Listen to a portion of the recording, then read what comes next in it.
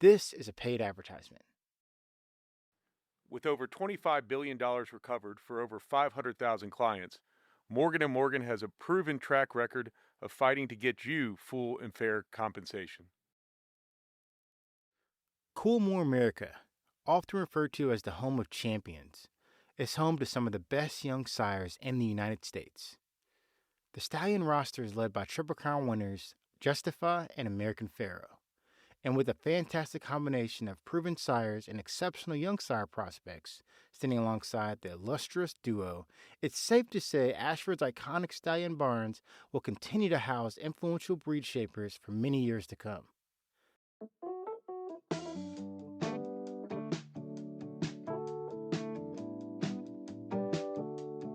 Welcome to the Andy Beshear Podcast. You can download us on all major platforms or subscribe to our YouTube channel at Andy Beshear Podcast. This episode is a great one. You're going to hear from Nevada Attorney General Aaron Ford, who's going to talk about being first-generation college, then becoming a math teacher, then getting a law degree and becoming Nevada's Attorney General. He's going to talk about how he and other AGs and a few of us governors are pushing back on the Trump administration when it violates the rule of law. Then I'm going to talk with the Johns, John Rabinowitz and John McConnell, about the issues of the week. We're going to cover a lot of topics. You're going to hear how, in my Kentucky accent, we need to preserve the National Weather Service because we keep getting hammered by natural disasters. And then Brittany is going to read the questions for another segment of Ask Andy. As always, we want this episode and this podcast to be real. To make sure we can be real, we're going to follow those cast rules. Number 1, be authentic. Number 2, talk like a human being. Number 3, no debating reality. Number 4, tell your why. And number 5, have fun. And we're going to have a lot of fun in this episode, so let's get to it.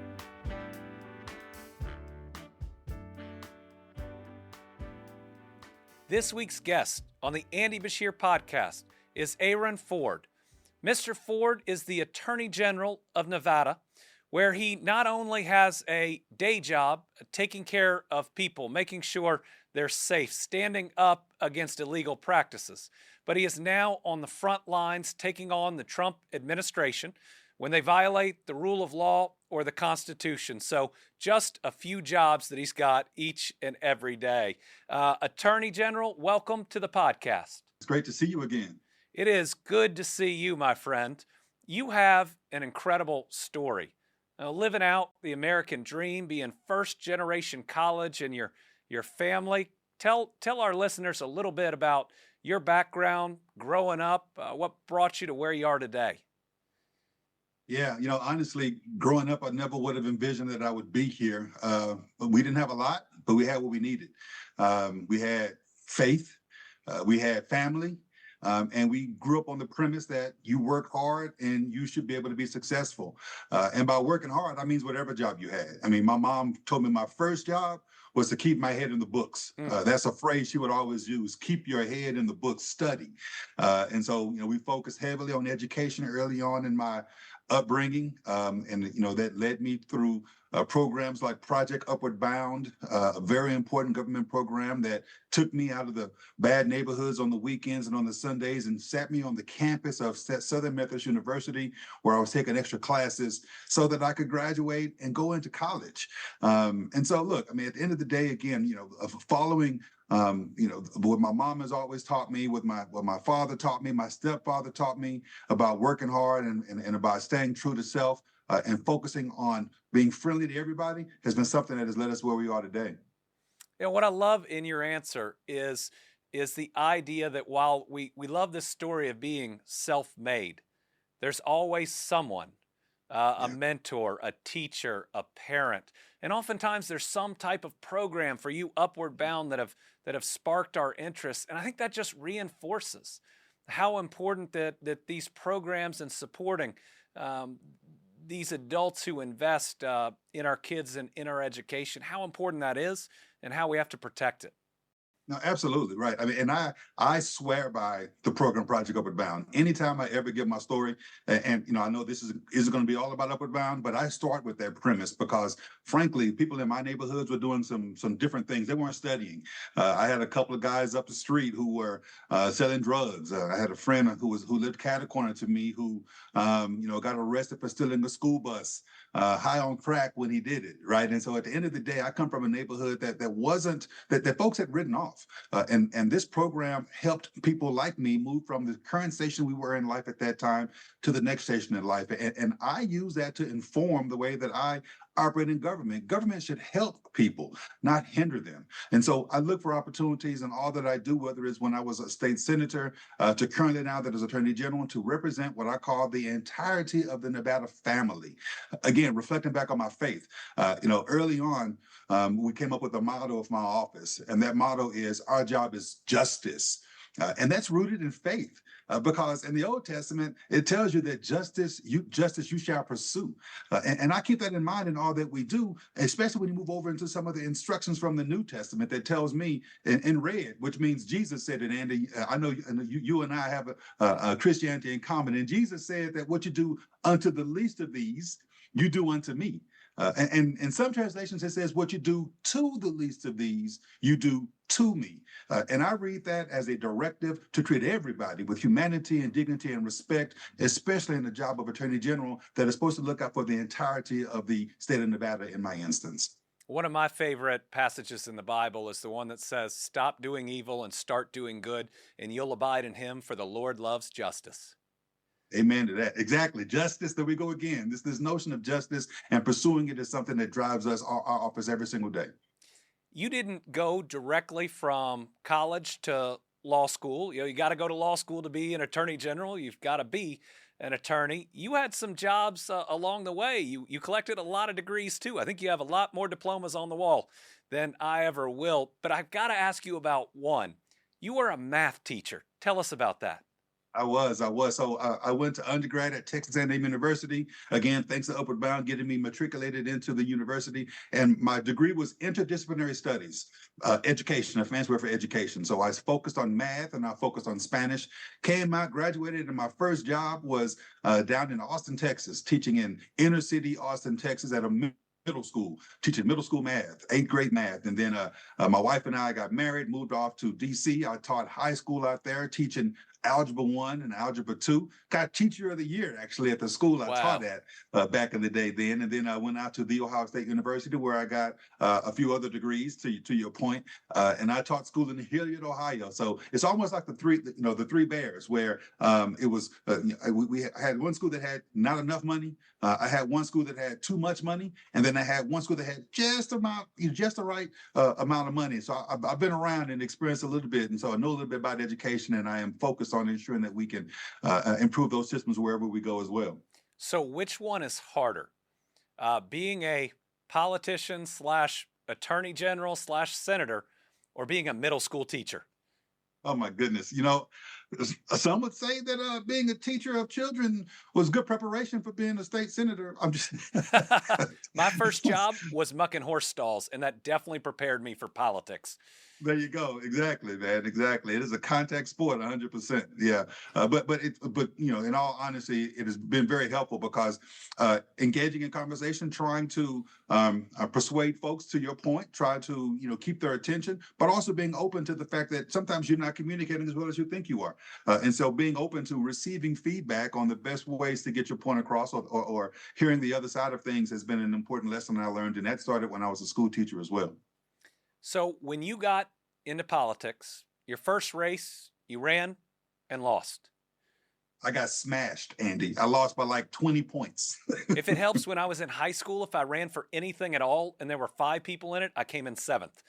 But so you ran for that race, you lost, but you got yourself up, you ran again, and you won big. Andy, I'm glad you mentioned that, because it's a good reminder of how I got started in this race. And, I'm going to share with you some things that my campaign manager was trying to convince me to do back then that I just wouldn't do.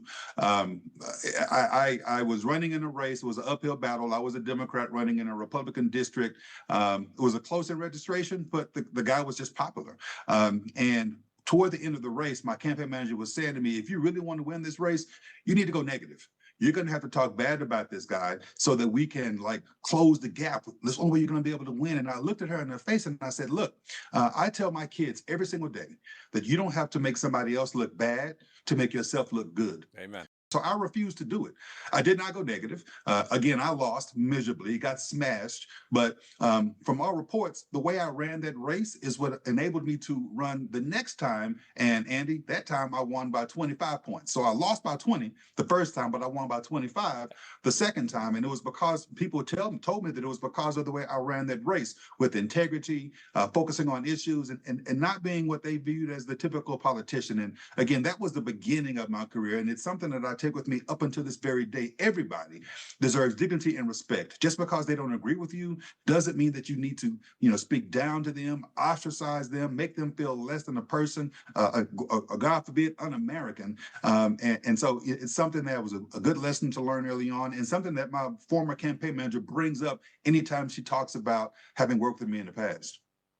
That concept of not judging, especially the voters and the constituents that you work with, in your purple state, I know is so important. In my state, if you want to run as a Democrat, is critically important. What do you think it is that maybe national Democrats sometimes get wrong, that you and hopefully I have gotten right? I'm offering you two responses to that. The first of which is I recognize that not everybody, no one has a monopoly on good ideas. Nor does anyone have a monopoly on bad ideas. And so recognizing that conversation is important to take place to ascertain where these good ideas that can move our state forward can come from. And then the second thing I'll say is this is a true story. My wife and I were sitting in our backyard one day after work, long, hard day work. We were just sitting in our backyard, catching up with each other. I was sitting across from her, looking her in her eyes. She was looking in my eyes. And I looked up at the sky behind her. It was the sun was setting. And I said, oh, wow, that's a beautiful yellow sunset. And my wife said, boy, that's red.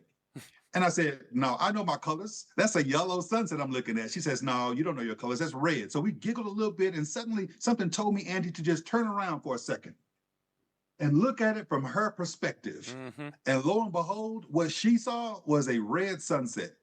And I had to turn around and look at mine, and mine was yellow. And the point is, perspective matters. And just because I have a perspective doesn't mean that yours is wrong. In fact, I learned then that the sky was big enough for both of us to be right and for both of us to be wrong at the very same time. And so, look, it's a matter of perspective oftentimes, and I think national politicians forget that you have to look at it from someone else's perspective. That was a true life example to me that, again, I keep in mind as I interact with colleagues on both sides of the aisle all the time. And that has to be the healthiest conversation example with a spouse that I think I've ever heard somebody be able to provide. I mean, I was like, you know what? I was going to give up too. I can never win the race, win an argument anyway. But I was like, no, that's yellow. I know yellow when I see yellow. So you've got what I think is one of the best jobs in the world. I love being Attorney General of the Commonwealth of Kentucky. You get to wake up and do good for people every single day, but not all the listeners of the Andy Beshear podcast know what being an Attorney General entails. Tell us a little about it. Yeah, you're right. And I'm going to answer a question, but let me a quick segue and a quick nod to you, Andy, because I was in the state Senate as the majority leader when I first learned of what effect the attorneys general could have, because I saw people like you in the fight, pushing back on unconstitutional actions from the administration, ensuring that we were standing up for everybody. And that made me want to say, I want to get into this fight and help as many people as possible, as quickly as possible, on as many things as possible, without having to go through this rat race of having to convince everybody of my particular position and have conversations around getting it done with other people who could actually go to court and get it done. And so I appreciated your work. So what I'm doing now as the top law enforcement officer in the state is to ensure that people who do bad things in our state on the criminal side are punished for it. right? But I'm also the top legal advisor in the state, and that means that I am the governor's lawyer. That means that I am the lawyer for all of the administrative agencies out here, whether it's the Department of Education or the Department of Corrections. It also means that, however, I am the person who gets to protect our sovereignty as a state from federal overreach. That's something that I know Kentuckians believe in as well. Here in Nevada, we're battle born. We are, a individualistic state that wants to protect individual rights, and so ensuring that the federal government isn't doing things that they shouldn't be doing has enabled me to engage in the litigation that we've had with the federal government this last go around for. I think the last count was about 22 different lawsuits. We've not lost one of those lawsuits, Andy. And I think it's important to note that we've not lost those because we're focusing on the rule of law to ensure that the checks and balances that our Constitution laid out for us are followed and that the president can't overstep. And I did that, whether it's Mr. Trump. I sued Mr. Biden as well when he overstepped. And so that's part of what I do as Attorney General, is to uphold and represent the rule of law and push it back against those who would overstep. Mr. Cool, a Kentucky-based HVAC manufacturer that redefines home comfort. With a focus on innovation, Mr. Cool leads the industry with patented technology like their pre-charged line sets.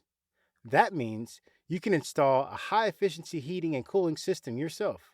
No hassle, no costly labor. The DIY Douglas Mini Split is designed for simplicity, savings, and comfort on your terms. Ready to take control of your comfort? Visit MrCool.com.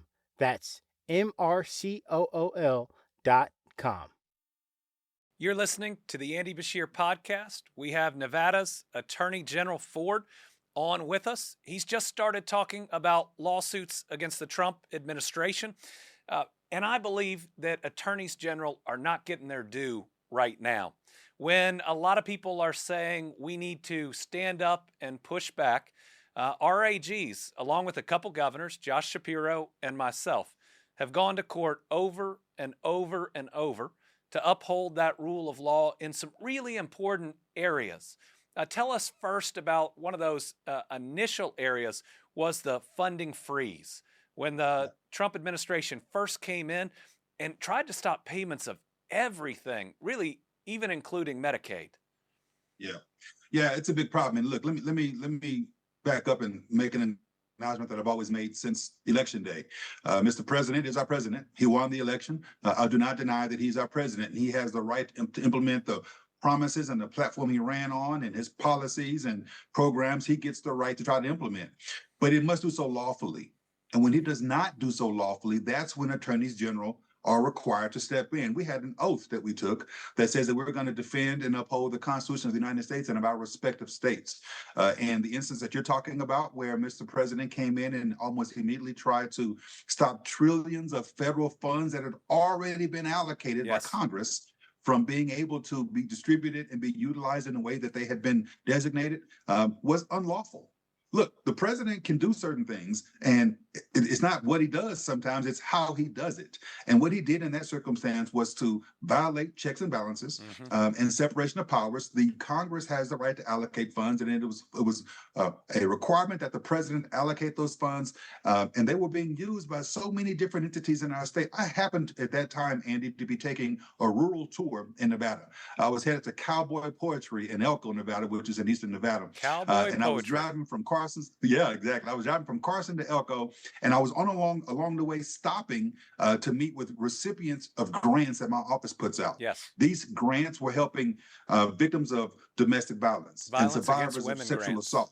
Right. And so they were all almost to an entity concerned about what these funding freezes were going to mean about provisions of services to their clientele. And so at the end of the day, we sued and we prevailed almost immediately, got a temporary restraining order, which led to a preliminary injunction, which means that money was unfrozen, essentially, and it's being utilized today. And I see that money unfrozen that was also going to our child advocacy centers that help children that have sadly been abused. And we both need to start the healing process and seek justice for them, as well as so many other areas across the board. And thanks to your work and others, those dollars continue to flow. But as we know, that was just one instance. There were other illegal cuts. One of the most recent ones, we're trying to cut the dollars after COVID that were appropriated by Congress to make sure that we didn't face another pandemic again. They were called the COVID funds, but they were all about public health moving forward, making sure that we could do better, and then dealing with some of the damage of COVID, having more addiction services and funding. And recently, you all, and I'm a part of that case, secured another TRO to make sure those dollars kept flowing. Why don't you talk about that and the importance of those dollars? Yeah. You're exactly right. And it's another example of Mr. Trump. Look, I'm not judging the policy. He can have the policy that he wants to have. He can do what he wants to do, but he must also lawfully. And in this instance, he again tried to stop the flow of money that had already been allocated. And not only allocated, it had been like appropriated. We were like in our state about to spend this money on certain things from healthcare. And in fact, there were some educational services that were going to be jeopardized because of Mr. Trump trying to roll back money that had been allocated and essentially spent already.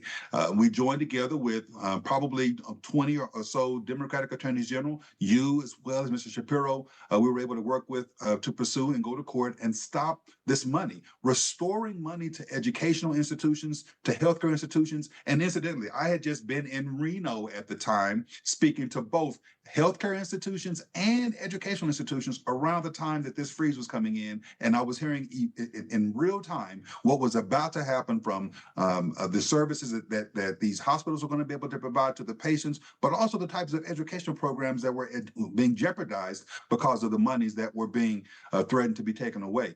So I stood up, fought back along with other attorneys general and you at our side, sir. And we were, again, able to get a temporary restraining order, which has led to a preliminary injunction. And we will continue to stand up against those unlawful actions because, again, it's our job to represent the rule of law, irrespective of who the president is. It's important to explain to folks out there that these are all programs that are created by a law that Congress passes. Then they appropriate money that says you shall make these programs move forward. Then typically there's a contract between the federal government and the state or the agency, and then oftentimes we pay the money ahead of time, and what we're seeking is reimbursement. Reimbursement, right. And so you're not just violating the law, you're violating a contract, your word, and you're potentially leaving a state, an agency, and a nonprofit in a really tough position. Why? Because they relied on a contract and a law with the federal government. You're exactly right. And explaining it the way that you did, Andy, is so important. And, it's a good reminder to me and a good example to me of how to talk about this, because these are like the real impacts of what happens. This isn't just theory about what, checks and balances mean between the Congress and the president and the states and this, that, and the other. These are very real issues that are affecting real people. And we have to stand up to protect those individuals in our states. So you're saying I haven't lost my touch as an AG? I think you got it, man. I think you got it. Yeah. I want to be like you when I grow up, Andy Beshear. Oh, well, so you've recently had some news in my role at the Democratic Governors Association at the moment, since there might be a contest. I've got to sit back here, but why don't you share that news with our listeners? Yes, sir. Yes, sir. I have indeed announced that I intend to run and will be running for governor of Nevada. We are excited about this prospect. Again, I view it as an opportunity to continue serving the entirety of the Nevada family. I view it as an opportunity to move our state forward, doing things that are going to help augment everybody's station in life, to focus in on the economics that are impacting Nevadans, focus on the educational systems that you and I have talked about a little bit with my background in education, to look at how we can make housing more attainable to individuals in our state, and to ensure that our climate out here, look, I'm looking outside right now, it's a beautiful day, but we live in a desert, and environmental issues are important to us. And so focusing on clean air and clean water and ensuring that our environment is taken care of. These are some of the things that people in Nevada want us focusing on. They don't want the bickering back and forth. They want someone who's going to move us forward in that regard. And so I'm looking forward to the official launch of the campaign. I have not quite launched. I am in the middle of a legislative session right now. We end in about 2 weeks, but soon in July, you will hear the official announcement, the official launching of my Forward for Governor's race, and I'm very much looking forward to getting that moving. This is the Andy Beshear Podcast. Nevada's Attorney General Ford giving us some great news. We like to end these interviews oftentimes with a few fun questions. Tell us something about yourself that people don't know. Well, Andy, I can do a mean karaoke. Ooh. Yeah. Not that you will ever see it. I mean, I've hung up the microphone and I've dropped the microphone, whatever phrase I need to use. But yeah, I can do a mean karaoke, man. So what is your song of choice? Well, I actually have a wide range. I have a repertoire, if you will. Oh, wow. I can do nothing but AG thing, baby. The clean version, of course, right? The clean version, of course. But I can also talk about the brick house that the Commodores would sing about, So I have a wide range, man. I have a wide range. If you are a public official in Nevada, do you have to be good at poker? I hope not, because I'm not good at it. So. Tell us a little bit about what it's like living in a state that has so much of the population turnover every so many years. Yeah, you're reintroducing yourself to the electorate literally every single time you run, which is appropriate in the first instance. You should never get too, comfortable with the folks who you are trying to work for. But it does present a unique challenge. I mean, some estimates say that 25% of the electorate turns over every year, so that every 2 years, there are half of the electorate is brand new and doesn't know who you are. So, it requires you to get out there to talk to folks, to stay engaged, to have your ear to the ground, to hear what's concerning them and try to be responsive. What's your favorite meal? Is breakfast. Even though I don't eat it a lot, believe it or not. This goes back to being raised in, not having a lot of money. My mama used to tell me all the time that if you can't afford anything, bacon and eggs are usually pretty cheap. So you can eat breakfast for dinner. That's what my mama used to say. Now, these days, eggs are kind of expensive. Yes. And so I can't, I have to disagree with her a little bit in that regard, but bacon and eggs, is my favorite meal, and I usually eat it for dinner sometimes. And last, Nevada, specifically Las Vegas, is now getting all of these major sports franchises, and I admit I'm a little bit jealous. Mm-hmm. If you could go back in time and you had the talent to play one professional sport, which one would it be? I would have stuck with track. I actually ran track. I was pretty good at it, but we moved around a lot when I was a kid, and I was, moved to a different school and different coach, and didn't stick with it. But track, I would have loved to have stuck with track. I ran a 400. I was pretty good at that, and I was on the mile relay because I ran the 400, and I was pretty good. So I would have stuck with track, man. I still remember my baseball coach in high school coming to me and saying, "Andy, I think you should focus on academics." And I looked back at him and I said, "Coach, I've got the highest GPA on the team." And he said, "I know, son. I know." So I think exactly right. I think if I went back, that would be my choice. Maybe just to prove him wrong, but well, it's like my mama said though, keep your head in the books, Andy. You kept your head in the books, buddy. That's what you did. Well, this has been Aaron Ford, Nevada's Attorney General, on the Andy Beshear Podcast. Thanks so much for being on. Thanks for having me, Andy. Great to see you, buddy.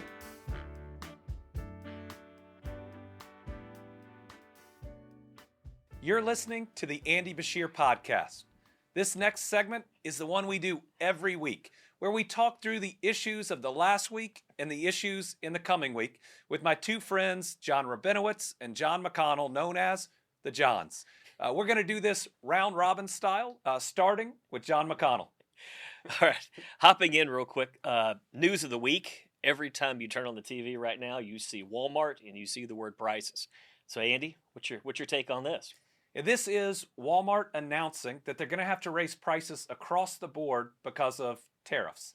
It's very similar to when Amazon said the same and, in fact, was going to put the exact amount on their website so consumers could see exactly how much Donald Trump's tariff policy was costing them. What we've seen is the administration push back very hard on both, but you can't disguise the fact that tariffs raise prices, and this is an attempt by these companies to be transparent And I certainly think Walmart isn't simply going to eat the increased costs like the administration's asking them to. It's tough to see how a publicly traded company would ever eat costs.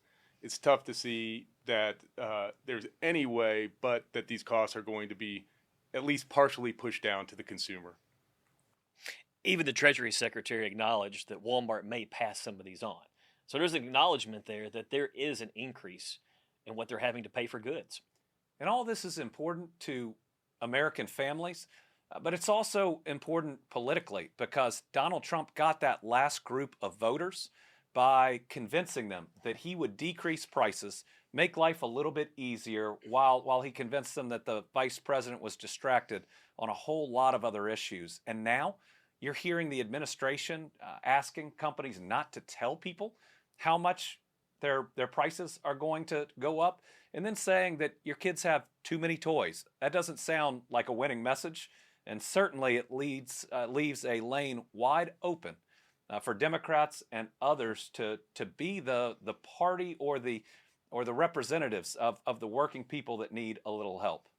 We're really going to have to watch over the next month to see what happens at Walmart, what happens at grocery stores, and how they do affect consumers. But speaking of expenses, I would love the take of John and Andy on this proposed gift to the Air Force of a $500 million, maybe more, jet. Does that set precedent for governors to accept $500 million jets if accepted? Are you hoping? Well, listen, if I can get on it at least once, then I'm good with it. Everybody should get a ride. And also, too, Yes. they call it the Palace in the Sky. So This is a airplane, a multi-$100 million airplane that a foreign country wants to gift. We could call it the United States. It might be gift President Donald Trump, suggesting that there's not anything expected back, which I think is just silly when you're talking about something that's $500 million. But with all that, you know how we played that game in the last episode, big deal or no deal? Yep. I think this is a distraction. I don't think that it will actually happen. And I think it takes our eye off the ball. Right now, that ball is higher prices, which hits the American people every day. A new jet is not going to impact them the same way. It's also potential cuts to Medicaid, which would devastate rural health care. And so while a lot of people are talking about this as potential corruption, it'd take several years to actually bring it up to Air Force One retrofit standards. it, right? And I don't think in the end it'll happen, but it has us talking about things other than what hits the American people. And what just hit us last night was a bill, the big beautiful bill? Yeah, the big beautiful bill. That Yes. got through committee and I guess goes to Rules Committee today. And what's your take on that? Big concerns. The Congressional Budget Office estimates that 8.5 million Americans will lose their health care coverage through Medicaid. That's almost twice the population of our state. That is everyone we know, and then one more person for each of them losing their health care coverage. And that's kids and parents. It's intentionally increasing the amount of paperwork. So if you don't check a box right, you lose your coverage for 6 months. And think about what could happen.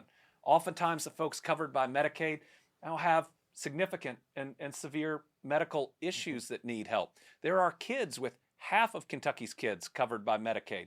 There are parents with 70% of our long-term care costs covered. You don't check a box, and suddenly, what are you going to do with parents on long-term care? How are you going to get through that? And what type of care are they going to get? And then potential cuts to SNAP. I mean, that hits me right in my faith. You know, the miracle of the fishes and the loaves is about having enough to make sure that no one goes hungry. So very concerned. Do you think it passes, John? Well, I mean, it got out of committee because I believe 3 or 4 voted present. So it was going to die in committee again. And to have it on a Sunday vote to bring it up to get it through, I think kind of talks about the concerns that everyone has So about the it. president's probably going to have to get engaged and involved for it to get through Well, this I other think so. committee. I think he is, and it's going to be another test of whether this is a separate branch of government that is doing the will of the people. Because many of these, especially Republicans, are in rural districts that a major Medicaid hit. 8.8 million people, That's revenue going into hospital systems and clinics, and without it, rural healthcare will suffer. A lot of those hospitals will close, and they're in those districts where people might be voting present or even yes. I've always viewed politics about serving people, always putting your people before being a Democrat or a Republican, and I hope members of Congress will step up and do that too. Sure. Yeah. So we had a tough piece of news come out about former President Biden, a very significant diagnosis of prostate cancer, a 9 out of 10 on the scale they use. It's metastasized to his bones.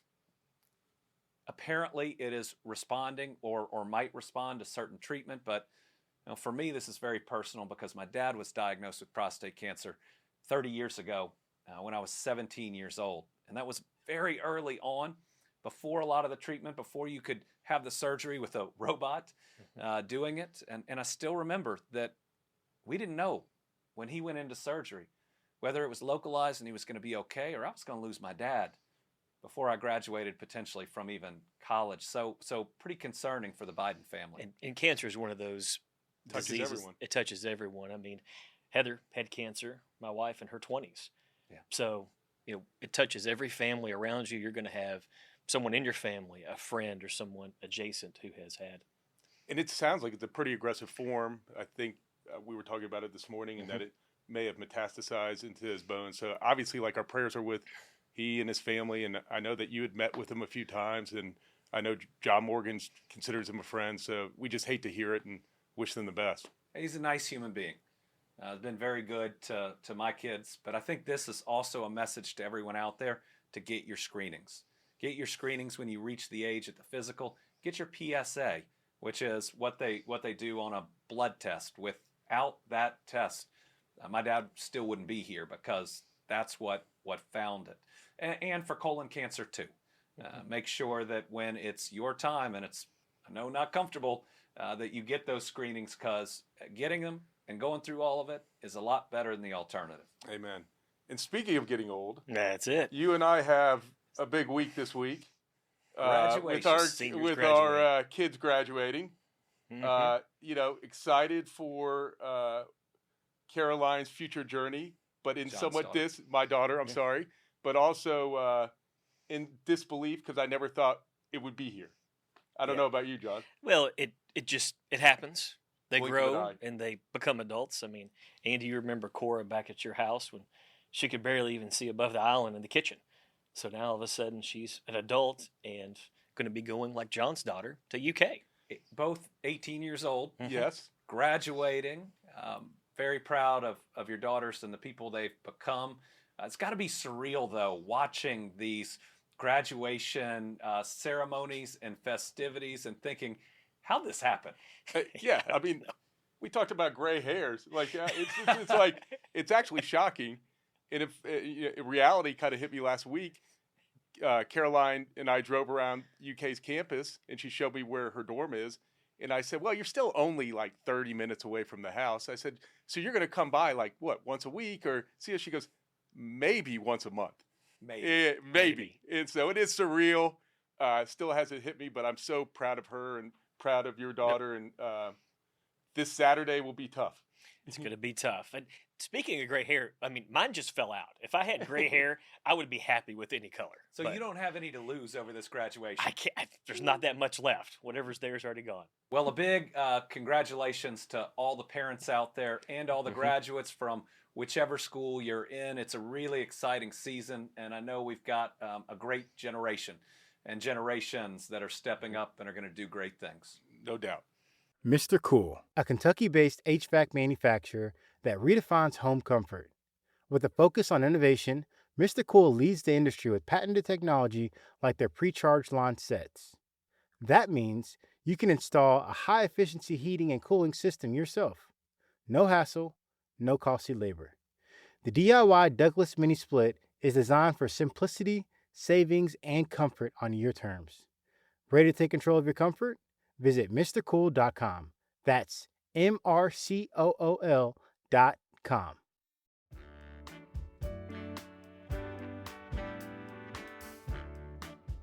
You're listening to the Andy Beshear Podcast. Now is the time for my Kentucky accent, where I talk about things that are going on that just aren't right, or in my accent, that just ain't right. This week are the cuts to the National Weather Service and potential cuts to FEMA. Where I live just got hammered again by another round of storms that took far too many lives. And this is happening all over the United States. The most basic function of government is to keep people safe and then to be there for them in the very worst of moments. The idea that we would cut the National Weather Service means we're less likely to know when devastating tornadoes or flooding are coming for our people. In the United States, we should want to make sure those resources are the very first to fund and the very last to cut, because lives are on the line. And then, when the worst of the worst happens, which is happening more and more often, when a devastating event takes everything from a family, takes a house completely away, ruins everything that people have spent decades trying to build, that's where government needs to be. Listen, I get government doesn't need to be in every part of our lives, but at that moment when you're staring at what used to be your house, having FEMA there to help is really important. Our basic humanity should come down to us caring about our neighbors and making sure we have that structure in place to help them when they really need it. That's in my Kentucky accent.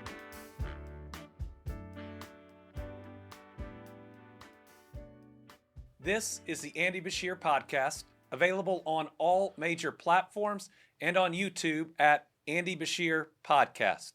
We're now on to the most fun segment we typically have.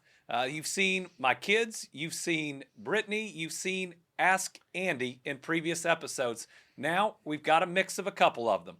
We're going to do our second Ask Andy, but here to help us out is my wife Brittany, who's going to interrogate me on my own podcast, and we've got John Rabinowitz and John McConnell who are likely to pile on.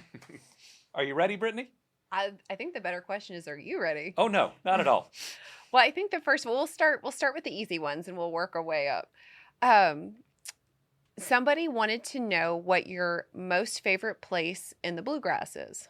Ooh, well, when you're governor of a state, you've got to like all of your state. But what's exciting about where we live is you can go from hiking in the mountains to a weekend at the lake. And as long as I'm with my family, I think I'm good. Yeah. If you had to find like a real quiet place, I'm thinking Mammoth Cave way deep down in there. But, we've had some really fun family vacations actually with John and his family at Kentucky Lake. And, we've done some great hikes. We've gone zip lining in Red River Gorge.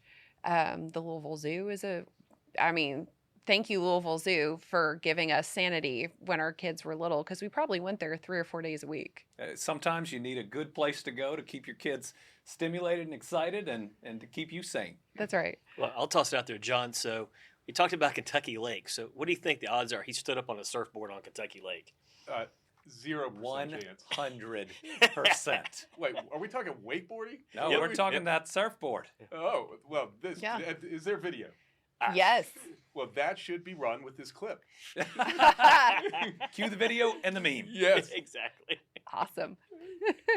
Okay, the next question I have, it's actually kind of a both of us question, is how did we meet? So our love story started at a Mexican restaurant. I was in Washington, D.C., working at a law firm that had nothing to do with politics. Brittany was working at a design firm. Yeah. And we met at a birthday party. I remember it was a restaurant called Cantina Marina, because a 19-year marriage, of course, is going to start at Cantina Marina. And it was the Washington, D.C. Marina. Yes. Yeah. I don't think the restaurant's there anymore. Washington Harbor. Washington Harbor, that's right. Yeah. And Andy came down the little gangway down. You had to walk a gangplank. Yeah. Oh, I saw him scouting me out. Oh, she's looking at me too. No, it's like, who's this guy staring at me? Oh, I very slowly walked Oh, he around did. talking to people, knowing exactly where I was going. Yep. But she knew I was coming there too. Yep. And I think I was standing with a group of people, and I think you came over, and 5 minutes later, everybody was gone, and we have not stopped talking since. That's right. No. So you knew he was going to be there, or were you just like... No, I had No. no idea. Okay. Yeah. Okay. No. All right. So it wasn't a setup. That's what I... No, it definitely was not a setup. Okay. Actually, what's really funny, Andy lived in a house with, I think you had 4 other roommates, and one of them had a bunch of girlfriends who all thought Andy was really cute. So I think she was trying to save him for all of her friends. I don't You know. look so proud. This is the best part of the podcast we have ever recorded. You know, I mean, He this went, is your wait, segment. wait. He went from an AL8 belt buckle to being I was the gonna catch ask, of the that was house. going to be my question. Yeah. Did he have the cowboy hat? But Did he, what- No, what he was coming from driving? work. But only in Washington, D.C. could you be working for a large law firm and have to have 4 roommates. Yeah. True. Yeah. The third and final question I have is, what is your favorite song, or what is your favorite music genre? And I've got the answer in my head. I'm just curious to see if you'll pull it out. Oh, I think you know it. Right now, my favorite song's got to be "Universal Sound" from Tyler Childers. Yeah. Yes. But that was not the one. Like your all-time longest. Bum, bum, bum. Oh, there's a lot of them. A little insane in the membrane, in bad. 90s rap, I am still blaring at any and every time that I can. I like some of the late 70s, early 80s rock. Yeah. So there's more than a few songs out there that, once they come on, Yeah. bring you back to exactly where you were at that time. Yeah. I think. I was going to say, I seem to remember a reference in a song recently by Jack Harlow that you may have been in. That's a Yeah. thing. He is so talented and chose that he wanted to stay in Kentucky as his home. Pretty exciting. We've got so many musicians that come from here, but then also, so many around the United States that have answered the call in tough times to help us out. But it's been a neat time in this job to get to know some of the people making some really great art. I agree. Yeah, Kentucky is full of really talented, unique individuals. It's really fun that they are really being showcased and acknowledged around the country. But I would like to say that the 90s rap that I like to blare is much cleaner than what I hear from John McConnell at various times. I Wait, like wait, the trendier is- music. I Wait, don't know you what to mean say. like John McConnell just on a daily basis, or the music John McConnell? Oh, let's go with the music. Let's go with the music, okay. The insurance, John McConnell, a little less so. Well, John, on that note, did you go to any of these 90s concerts? Me? Not a huge concert guy growing up. I'd say I did hit a few 311 concerts in my life, Ooh. but That's good. How about you, John?